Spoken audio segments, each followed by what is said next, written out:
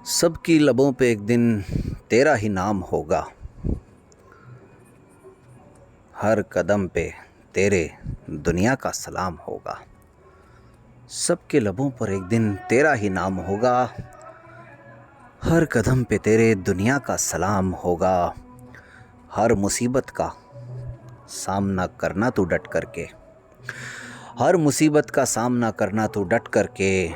देखना समय भी एक दिन तेरा गुलाम होगा। समय भी एक दिन तेरा गुलाम होगा।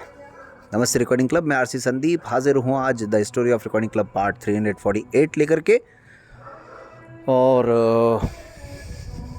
कल की कहानी के बाद धीरज भाई की प्रतिक्रिया मिली, अच्छा लगा, बहुत धन्यवाद। युवा साथी हैं हमारे और ये कहानी जैसी बोरिंग चीज़ को सुनने का भी समय निकालते हैं, ये बहुत दिलचस्प बात है। धीरज भाई ने सुझाव भी दिया, ये और अच्छी बात है।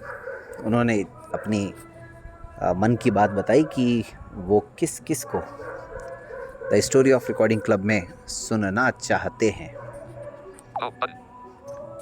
तो उनकी इच्छा थी कि रीडर्स को भी सुनने को मिले, कोर मेंबर्स को भी सुनने को मिले।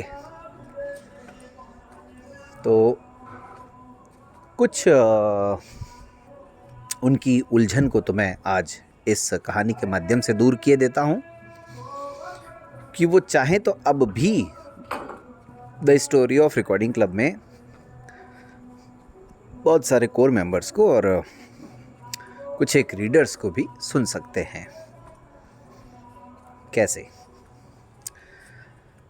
जाहिर है कि कहानी शुरू ज़रूर मैंने की थी, लेकिन चाहता ये हूँ कि ख़त्म कोई और करे। और जाहिर है सब कुछ ठीक रहा तो ऐसा ही होगा, कोई और ही ख़त्म करेगा।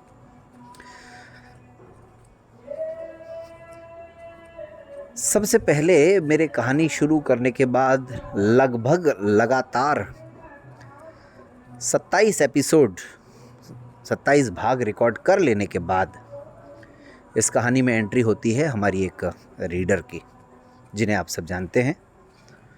जी हाँ, बात कर रहा हूँ जयवंती मैडम की। उन्होंने 28वें प्रोग्राम से लेकर के लगभग 28 का 29 भी हो सकता है अब, क्योंकि काफ़ी लंबा समय हो गया है। 2018 से कहानी चल रही है, इस कहानी को भी अब 7 साल हो जाएंगे। क्या बात है। तो लगभग 28-29वें एपिसोड से लेकर के 58-59 एपिसोड तक लगातार उन्होंने प्रोग्राम प्रस्तुत किए। बीच में 34वें एपिसोड में जैसे मैं आया एक इंटरव्यू लेकर के, उसके बाद 50वें एपिसोड में भी मैं आया और एक दो और एपिसोड्स में बीच बीच में मैं आया होगा। अदरवाइज़ लगातार उनकी कहानियाँ चलती रहीं। ठीक है, यहाँ तक तो। अब उसके बाद फिर वापस मेरी एंट्री होती है और फिर मेरे बाद इस कहानी में एंट्री होती है भाई विनोद गढ़वाल जी की। तो लगभग मेरे ख्याल से 106 एपिसोड से, अगर मैं गलत नहीं हूँ तो, आप विनोद भाई को भी इस कहानी में सुन सकते हैं। काफ़ी विस्तार से और काफ़ी अच्छे ढंग से उन्होंने भी अपनी बात कही है। विनोद भाई के अलावा एक हमारे बहुत पुराने साथी रहे हैं श्रीमान सूर्य प्रकाश शर्मा सर, जयपुर राजस्थान से, उन्हें भी सुन सकते हैं। लेकिन अब उनकी कहानियों के भाग मुझे याद नहीं, 3-4 भाग ही हालांकि उन्होंने प्रस्तुत किए थे और वो कोर टीम का हिस्सा भी नहीं है। लेकिन कोर टीम का जो हिस्सा हैं और जिनकी प्रेरणा से मुझे भी ऊर्जा मिली कुछ नवाचार करने की, आदरणीय सुरेंद्र तिवारी सर, उन्होंने भी कुछ एपिसोड्स इस कहानी में रिकॉर्ड किए हैं, तो उन्हें भी आप सुन सकते हैं। तो फ़िलहाल मुझे मेरे अलावा ये 4 नाम तो याद आ रहे हैं और बीच बीच में जैसे 100वां एपिसोड या 200वां 300वां, इसमें कुछ हो सकता है और लोगों की भी एंट्री हुई हो, या किसी स्पेशल प्रोग्राम में कोई और, वो तो जब पूरा विस्तार से आप सुनेंगे तभी समझ में आएगा। अदरवाइज़ ये कहानी का सिलसिला यूं ही चल रहा है। ज़्यादातर तो मैंने ही प्रस्तुत की हैं कहानियाँ, इसीलिए मैंने ये बात पूछी थी कि क्या पुराने साथियों में से किसी को लाया जाए या फिर किसी नए साथी की एंट्री करवाई जाए। इस पर अभी भी प्रतिक्रियाएं आमंत्रित हैं हम सबकी। और अब 350वां एपिसोड भी आना है। 350वें एपिसोड के बाद क्या करना है ये भी आप सबको बताना है ना। तो 350वां एपिसोड भी थोड़ा सा स्पेशल किया जा सकता है अगर आप लोग चाहेंगे तो, लेकिन कैसे किया जा सकता है ये भी आप सबको ही बताना पड़ेगा। आजकल मैंने ज़्यादा दिमाग चलाना बंद कर दिया है। मैं सोचता हूँ कि दिमाग की कसरत कुछ टाइम के लिए कम की जाए तो ज़्यादा अच्छा है। बाकी मेरे पास इतना तो आप जानते हैं, आइडियाज़ की कोई कमी नहीं है और ना मेहनत की कोई कमी है, लेकिन एक समय आता है तब थोड़ा ठहराव लेना बहुत ज़रूरी है ज़िंदगी में। तो इसलिए ऐसे ही ठहराव किए जाते रहे हैं, आगे भी किए जाएंगे। तो बात 2020 से शुरू हुई थी साथियों, और 2020 में मैंने कुछ आपको हल्का फुल्का इशारा दिया था कि अब जूम का साथ मिल गया था, वर्कलोड कम हो चुका था कोरोना की वजह से, और ऑनलाइन प्रोग्राम्स चारों तरफ चल रहे थे, तो हम लोग भी ऑनलाइन प्रोग्राम्स किया करते थे। ऐसे में जब हमारा ही प्रोग्राम शुरू हुआ तो कुछ स्पेशल प्रोग्राम हमराही में जो जोड़ियाँ आई उनसे भी निकले। वो ऐसे कि जो हमारे छठे